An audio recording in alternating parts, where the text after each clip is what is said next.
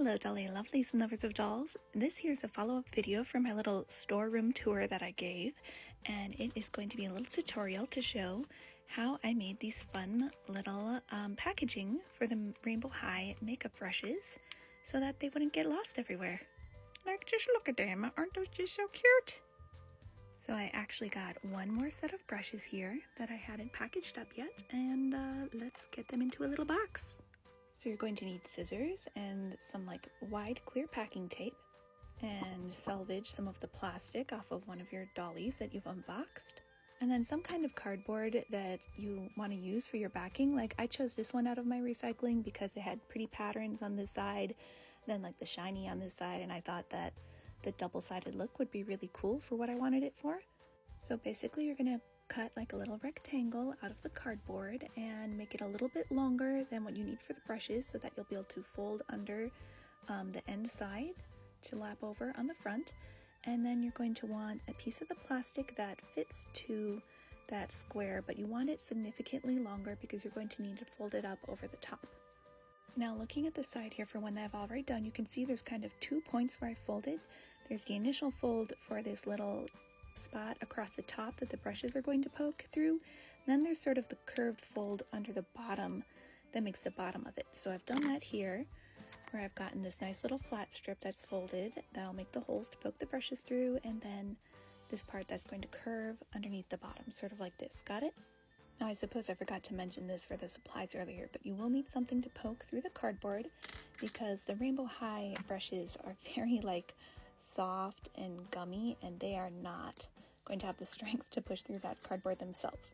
So I'm just gonna make 3 holes for them along my little strip right here. And something to note about the spacing of the holes is that, well, you can see that the 2 smaller brushes really are skinny straight up and down and don't take up that much room. The biggest brush right here has this little pom-pom at the top, and you're going to want to make sure that you leave plenty of space around it for where you place the hole, so that where you poke the bottom in, there is enough room for the top to really set well inside its little cardboard place. All right, there we go, like so. And now we're ready to secure them inside. So now I'm going to take my piece of plastic and I'm going to line up the part that I want to be the bottom edge exactly in line with the bottom of the set here. And then when it comes to how much like I need for the folding over, you can see that it really comes down to that biggest brush with that fat poofy end again, because you can see that it isn't just going to be one single straight line fold. I'm going to need like a couple folds to really curve it over the top, which is why I left a generous amount on the end here, so that when I'm securing it with the tape, it will be really sturdy and in there. So I have experimented around and made a couple different folds until I got it to fit the way I wanted it to. And it fits right on over the top like so. And now it's ready for the tape. So the thing for sealing with packing tape is anywhere you touch it, it leaves smudges and cloudiness and stuff. So you want to try and get a nice, good piece of the tape that is clear and unblemished, and leave a generous amount on each end for the part that you're touching, so that you don't end up with these little smudgy fingerprints and stuff on it. So I got that, and I got a nice little piece here. And now as I am putting this on there, another thing to be careful is that there will form bubbles on the top if I don't lay it down. So you like got one shot at this, just lay it down very carefully on there, like so. And I lined it up with the top so that I have a bit of margin here of tape at the bottom for when I close it off. So I've cut it and folded one side of the tape over, and now I'm going to cut this side and fold that over as well, over the back, like so.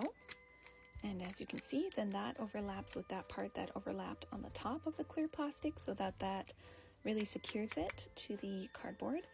And then it goes across the front and seals in the sides here, so the brushes are not going to fall out.